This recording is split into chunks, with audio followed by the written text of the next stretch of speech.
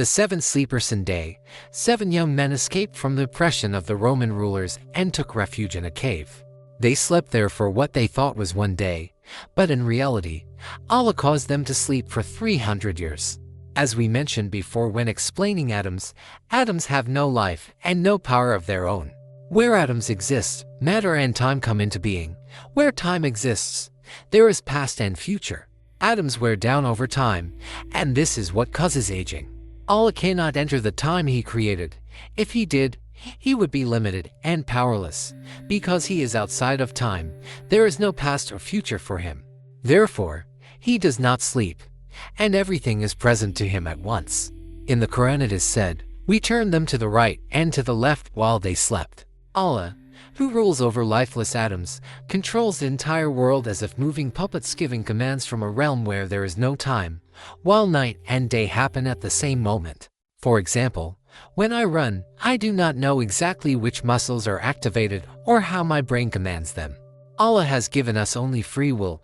We intend to take a step, and Allah commands the atoms, and movement happens. In the case of the 7 sleepers, Allah kept their atoms fresh for 300 years and did not allow them to age, but when they woke up, they felt as if only one day had passed, just like when we fall asleep for 5 minutes and dream for hours. And the Quran describes them as follows: if you had seen them at that moment, you would have fled in fear.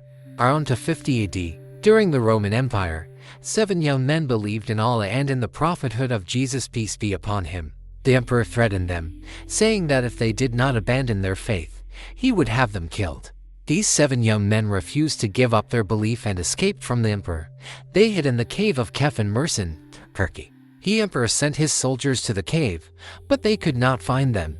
The young men who fell asleep in the cave woke up to find that nearly 300 years had passed. When they awoke, one of the young men went to the city to buy food.